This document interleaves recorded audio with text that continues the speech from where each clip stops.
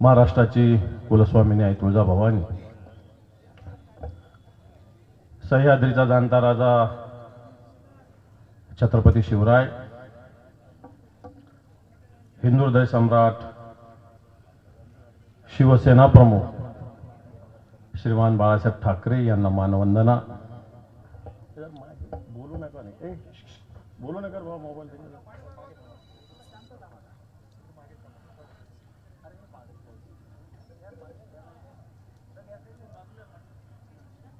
आजच्या या सभेस मार्गदर्शन करण्यासाठी उपस्थित असलेले या महाराष्ट्र राज्याचे मुख्यमंत्री म्हणून ज्यांनी काम केलेलं आपले पक्षप्रमुख मान्य उद्धवजी ठाकरे साहेब,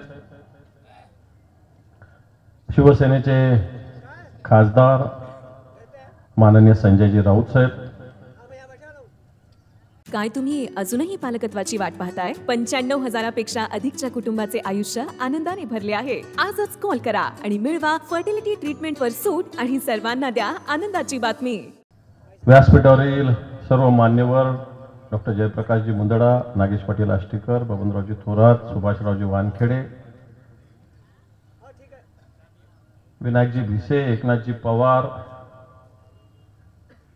संतोषजी देवकर, जगन्नाथजी देशमुख, रुपालीताई तारफे साहेब, उपस्थित व्यासपीठावरील सर्व जिल्हा प्रमुख संदेश देशमुख, गोपू पाटील, महिला आघाडीच्या जिल्हा संघटिका पुअडताई, उपस्थित सर्व माता भगिनी आणि बांधवांनो,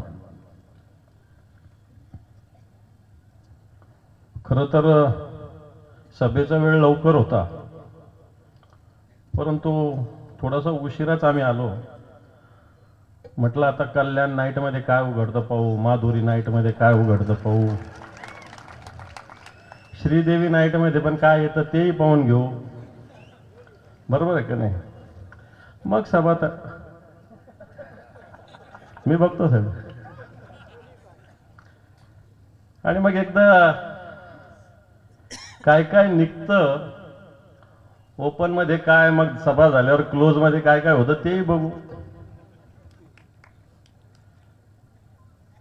खरं तर आपण टाळ्या वाजवल्यात, आपण हसलात, पण या कळमनुरीचं नाव याच्यामुळे बदनाम झालं हे तुम्ही लक्षात ठेवा।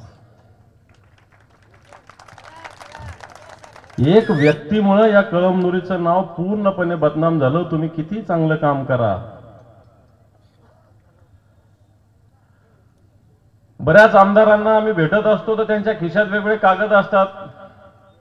समजा माझ्या खिशात काही कागद काढला तर बाबा इकडे एखादा पाझर तलाव करायचा, इकडे एखादं रस्ता करायचा, इकडे या विभागातून हे काम करायचं, असे कागद असतात आमच्या खिशात। तुमच्यातल्या आमदाराच्या खिशात जर बघितलं तर त्याच्यात नुसतं निघेल कल्याण नाईट काय, मिलन नाईट काय, श्रीदेवी नाईट काय, हेच निघतं तुमच्या ह्याच्यात, आणि याची चिंता असते। आणि मला असं वाटतं अशा पद्धतीनं काम जर होत असेल, कारण लोकप्रतिनिधींची एक जबाबदारी आहे, एक आपण या लोकशाहीमध्ये राहत असताना लोकप्रतिनिधींची एक जबाबदारी असताना ती पार पाडण्याच्या ऐवजी इथल्या तरुणांना रोजगार देण्याच्या ऐवजी जुगारामध्ये अडकवणं, इथल्या तरुणांना रोजगार द्यायच्या ऐवजी मटकेचे आकडे करायला सांगणं, इथल्या तरुणांच्या रोजगाराच्या संधी उपलब्ध करायच्या ऐवजी इथल्या तरुणांना व्यसनाधीन करणं, चांगले व्यवसाय शोधायच्या ऐवजी वाळूच्या गाड्या चालवायला शिकवणं, आणि मला असं वाटतं अशा प्रकारचे लोकप्रतिनिधी जर जात असतील इथून तर मला असं वाटतं यांना वेळीच आपल्याला रोखावं लागेल।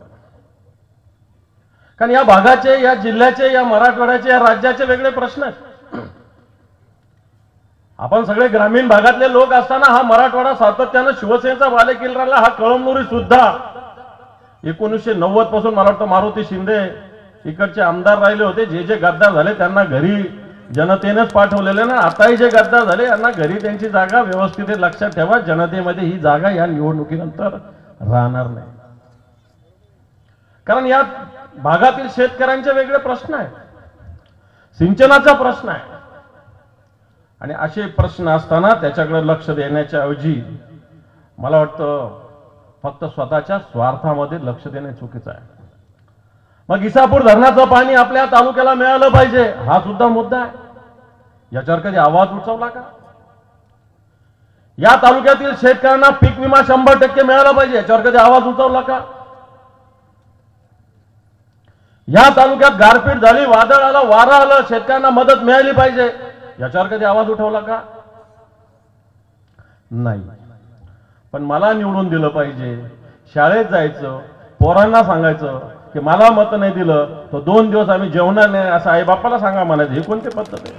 लहान पोरांना सांगायचं, शाळेमध्ये जाऊन लहान पोरांना सांगायचं की 2 दिवस उपाशी राहा. अरे तू तर पडल्यावर 2 दिवस उपाशी ना, आम्ही 4 पट खाऊ, अशा प्रकारचं सांगावं लागणार आहे पोरांना.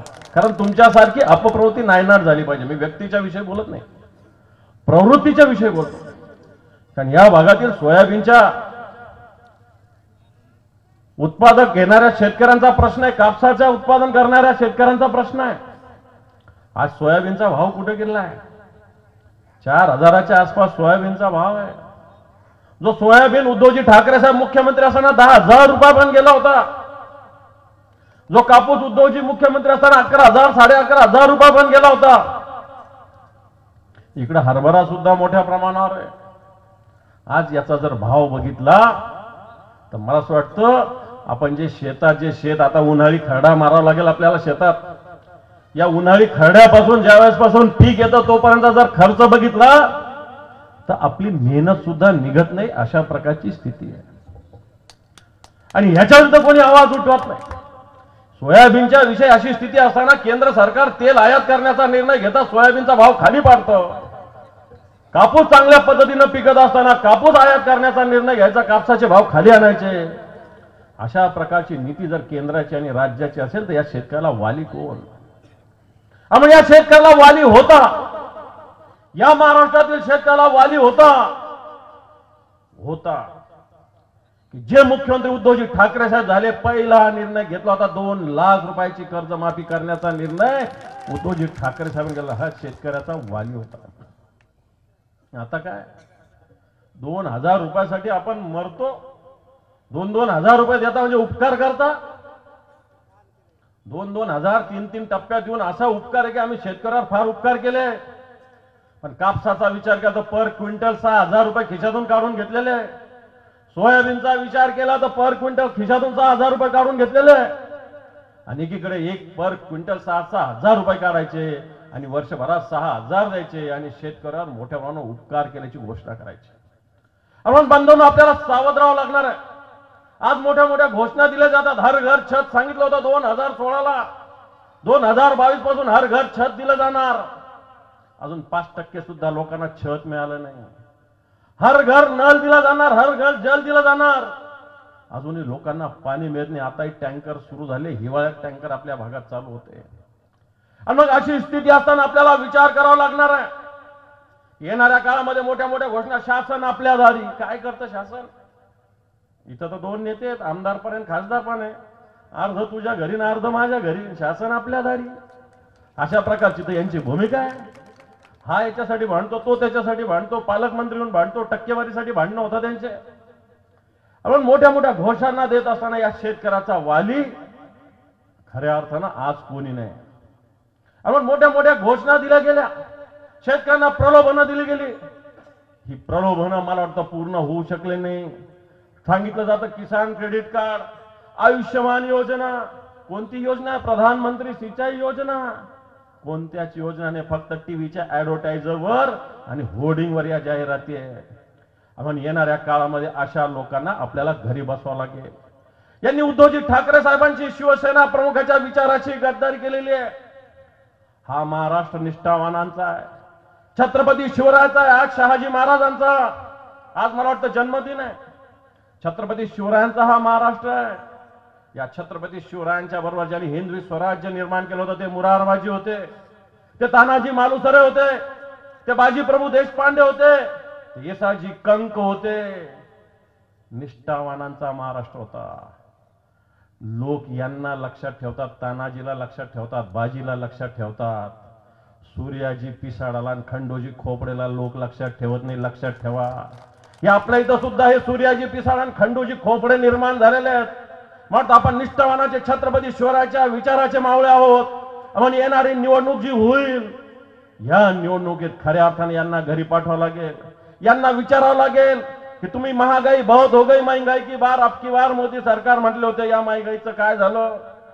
2 कोटी बेरोजगारांना रोजगार द्यायचं आश्वासन दिलं होतं, त्याचं काय झालं? 15 लाख रुपये खिशात पाठवणार होते, बँकेच्या खात्यात पाठवणार, त्याचं काय झालं? मग या सगळ्या विषयाचा विचार आपल्याला करावा लागेल. आणि याच्या विरुद्ध रान कोणी उठवलं असेल, या देशात सुरुवात कोणी केली असेल, तर ते उद्धवजी ठाकरे साहेबांनी. आठवा तो महाराष्ट्र 2019चा कोविडच्या काळाचा, ज्या काळामध्ये आई मुलाला विचारत नव्हती, मुलगा बापाला विचारत नव्हता. देशात हाहाकार, जगात हाहाकार माजला होता. उत्तर प्रदेशमध्ये गंगेमध्ये प्रेत टाकली गेली होती. गुजरातमध्ये लोक रस्त्यावर तडफडत होते. त्या काळामध्ये या महाराष्ट्रामध्ये उद्धवजी ठाकरे साहेब असे मुख्यमंत्री होते.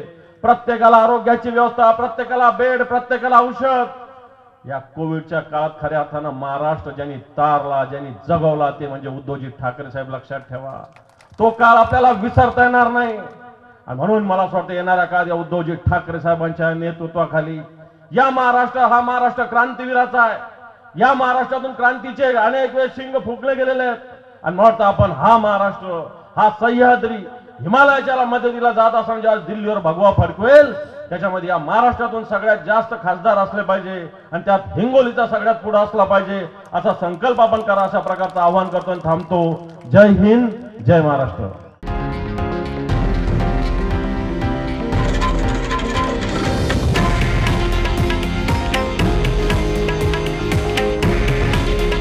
हे आहे देशातील नंबर 1 न्यूज नेटवर्क आणि आपण पाहत आहात TV9 मराठी. काळजी तुमची, हित महाराष्ट्राचं.